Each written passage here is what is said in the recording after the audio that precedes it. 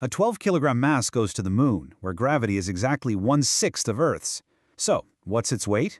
If your immediate instinct is to blurt out 12 kilograms or maybe 120 newtons, well, you just walked blindly into a 3-move examiner trap that will instantly tank your grade boundary. Welcome to your high-stakes survival guide for Cambridge Physics 0625. We're skipping the fluff today because we have a major problem to solve, and your marks are on the line. Okay, let's dive right into this. Imagine 3 doors in front of you representing 3 possible answers to an incredibly common exam question. A 12-kilogram mass is sitting right there on the moon. Does it weigh 120 newtons, 12 newtons, or 20 newtons? Here's the terrifying part. 2 of these answers are classic examiner traps. They're carefully designed to test if you actually understand the physics or if you're just guessing.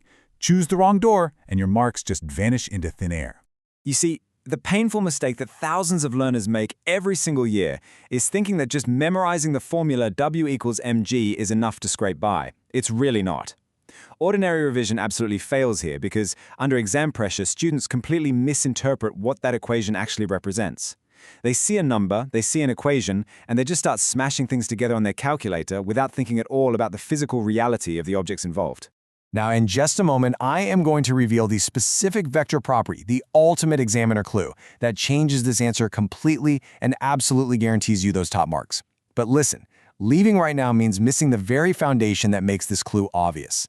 First, you absolutely need the basic framework so that you never, ever fall for this trick again. Let's start with a crucial quick win. Look at this comparison. Mass and weight are absolutely not the same thing. Mass is the amount of matter in an object. It's constant everywhere. It doesn't depend on the Earth being there. A 12-kilogram block is 12 kilograms on Earth, on the moon, or floating right out there in deep space. Weight, however, weight is a force. It's the result of a gravitational field acting on that mass.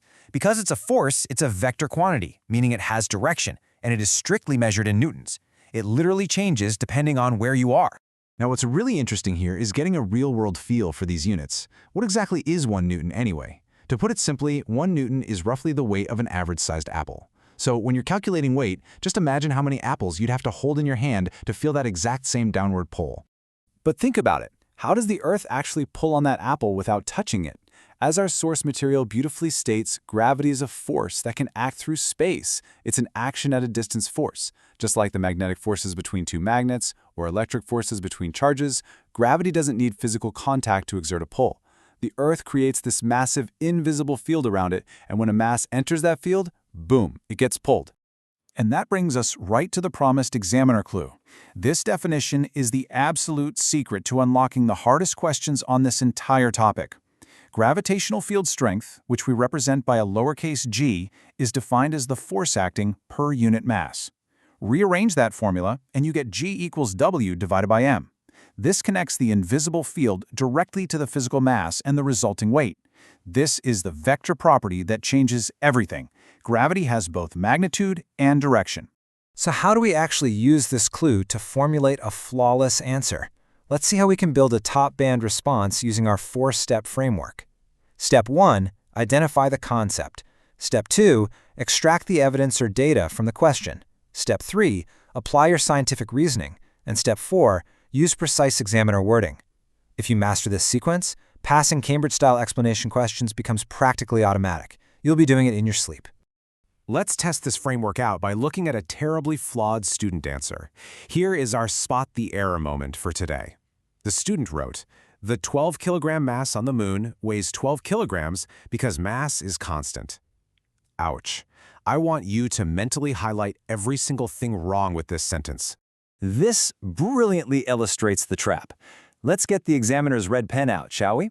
First, they completely confused mass with weight. You cannot weigh 12 kilograms. Kilograms are exclusively for mass. Second, they completely missed the force units. Weight absolutely must be in newtons. And third, they completely ignored the data provided in the question. The moon's gravity is 1/6 of Earth's. The marks just bled away right here. 0 points. Now let's look at the top band answer using our framework. For the concept, we need W equals mg. For data, Earth's g is taken as 10 meters per second squared. Therefore, the moon's g is 10 divided by 6, which is roughly 1.67. For scientific reasoning, we multiply the constant mass by the new gravitational field strength. 12 kilograms multiplied by 1.67 meters per second squared equals exactly 20 newtons. Door number 3 was the correct answer all along. The trap is officially dismantled. All right, it is time for a quick interactive challenge. I want you to pause this explainer for a moment and predict the outcome. If a 1 kilogram mass weighs 10 newtons on Earth, what is the weight of a 100-gram mass? Be really careful with the trap I've set here. Go ahead, pause, calculate it, and let's see if you got it right. So the crucial point here is getting your units perfectly aligned before you calculate. You cannot use grams in W equals mg. You absolutely must convert them to kilograms. 100 grams is 0.1 kilograms. Multiply that by Earth's gravity of 10, and you get exactly 1 newton. Notice how perfectly the units line up in our examples here. An apple is 0.1 kilograms, so it weighs 1 newton. A block of 1 kilogram weighs 10 newtons. A box of 5 kilograms weighs 50 newtons. Locking down these unit conversions is completely non-negotiable for exam success. Before we wrap up this concept, here is a fascinating and surprising fact pulled straight from your syllabus that examiners absolutely love to test. Did you know that your weight actually changes depending on where you stand on Earth? It's true. Because the Earth is not a perfect sphere, it's actually slightly flatter at the poles, you are physically closer to the center of the Earth at the North or South Pole. That means the gravitational pull is stronger, making your weight greater at the poles than it is at the equator. How crazy is that? You have absolutely mastered the core differences between mass and weight, and you've learned to navigate those tricky unit conversion traps. But the game isn't over. While you can now perfectly calculate W equals mg, there is a massive unresolved problem waiting for you. How do you handle these forces when they start creating turning effects? Checkmate is in explainer B.